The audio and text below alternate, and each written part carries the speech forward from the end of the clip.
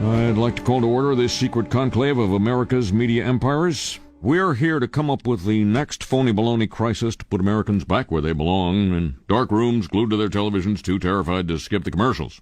Well, I think... NBC, you are here to listen and not speak.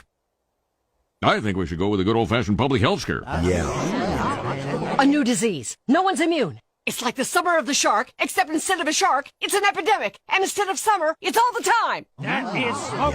Now, I hate to be the guy who derails what everybody else loves. He loves being that guy. But, Janice, we do have standards. This can't be a made-up disease. The only moral thing to do is release a deadly virus into the general public. We do have something we've been holding on to, but it hasn't been tested. Get over here, NBC.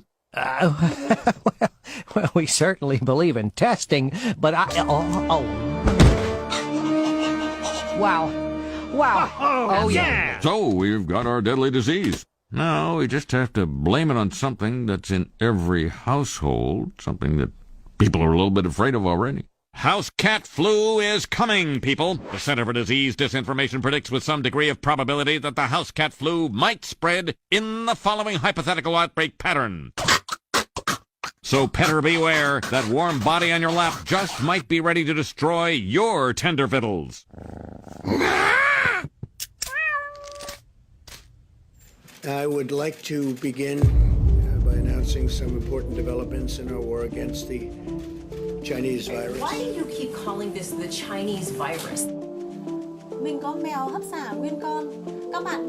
House cat flu is coming, people. The Center for Disease Disinformation predicts with some degree of probability that the house cat flu might spread in the following hypothetical outbreak pattern. That's why. It comes from China. I want to be accurate. Yeah, please, John, please.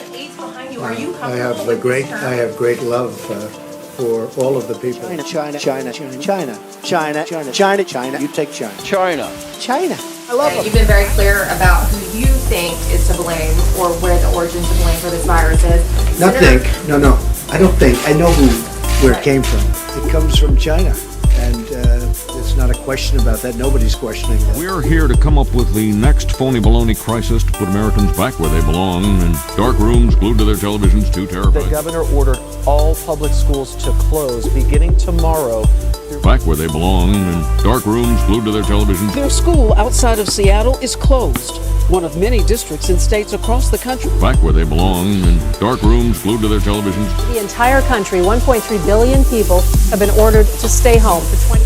Europe's open borders are closing. Back where they belong, in dark rooms glued to their televisions.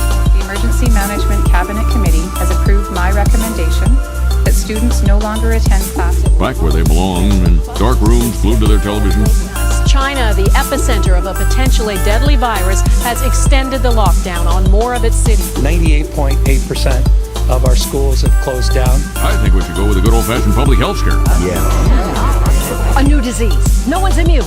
It's like the summer of the shark, except instead of a shark, it's an epidemic. And instead of summer, it's all the time. Overseas now tonight to the growing fears over the coronavirus. Health officials warning we could be on the brink of a global pandemic. Tonight, fears of a possible coronavirus pandemic are growing. Do you think we should be concerned? This is a virus that we know nothing really about. There is still widespread fear and concern. Now, I hate to be the guy who derails what everybody else loves. He loves being that guy. But, Janice, we do have standards. This can't be a made-up disease. The only moral thing to do is release a deadly virus into the general public. Moral thing to do is release a deadly virus into the general public. New York's hospitals are already past the breaking point. 9/11 was nothing compared to this. They just keep coming. And they're all ages. Don't delude yourself into thinking only the old will die. The only moral thing to do is release a deadly virus into the... Doctors and nurses overcome by the sheer number of coronavirus patients as the epidemic ravages America's largest city. They all have COVID. The only moral thing to do is release a deadly virus into the general public. We do have something we've been holding on to, but it hasn't been tested. About 14% of those infected in those countries are healthcare workers. Doctors and nurses are among the dead. Brace yourself, the numbers are huge. In the absence of any interventions, this virus would have infected 7 billion people, they say, and killed 40 million. Mitigating the spread with interventions, which so many countries are doing, and the number of deaths could be reduced by half to 20 million. We do have something we've been holding on to, but it hasn't been tested. Well, we certainly believe in testing, but The only moral thing to do is release a deadly virus into the general public. The only moral thing to do is release a deadly virus into the general public.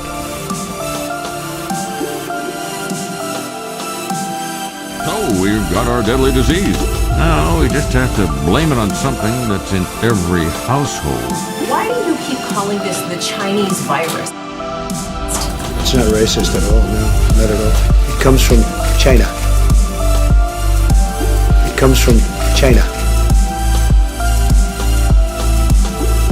It comes from China. It comes from China.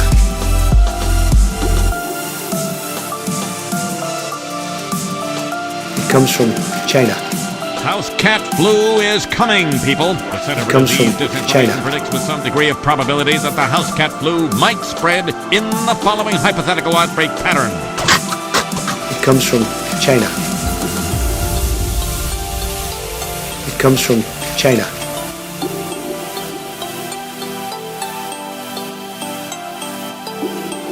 It comes from Between the China. coronavirus and other pandemics has been how fast it has spread. CBS. It comes from China. The novel coronavirus is spreading quickly, and that's making it even more challenging to slow it down. Better beware, that warm body on your lap just might be ready to destroy your tender fiddles. It comes from China. Could this be bioterrorism? Before you call me a conspiracy theorist, here's a video of Bill Gates from 2017 saying man-made viruses could be a threat. We also face a new threat that the next epidemic has a good chance of originating on a computer screen of a terrorist intent on using genetic engineering to create a synthetic version of the smallpox virus or a contagious and highly deadly strain of flu. So the point is that we ignore the strong link between health security and international security at our peril. Whether it occurs by the quirk of nature or at the hand of a terrorist, epidemiologists show through their models that a respiratory spread pathogen would kill more than 30 million people in less than a year. And there is a reasonable probability of that taking place in the years ahead. I'm not a scientist or an investigative journalist, but I'm also not a moron. Here's a tweet from China Daily in May of 2018. Take a look at the largest virus bank in Asia. Wuhan Institute of Virology in central China's Hubei province preserves more than 1,500 different strains of viruses. First, we've got population. The world today has 6.8 billion people. That's headed up to about 9 billion. Now, if we do a really great job on new vaccines, healthcare, reproductive health services, we could lower that by perhaps 10 or 15%. But there we see an increase of about 1.3. We could lower that by perhaps 10 or 15%. $10 billion over the next 10 years to make it the year of the vaccines. What does that mean exactly? Well, over this decade, we believe unbelievable progress can be made, both inventing new vaccines and making sure they get out to all the children who need them. We could cut the number of children who die every year from about 9 million to half of that if we have success on it. And the benefits there in terms of reducing sickness, reducing the population growth, it really allows the society a chance to take care of itself once you've made that intervention, reducing the population growth. The only moral thing to do is release a deadly virus into the general public.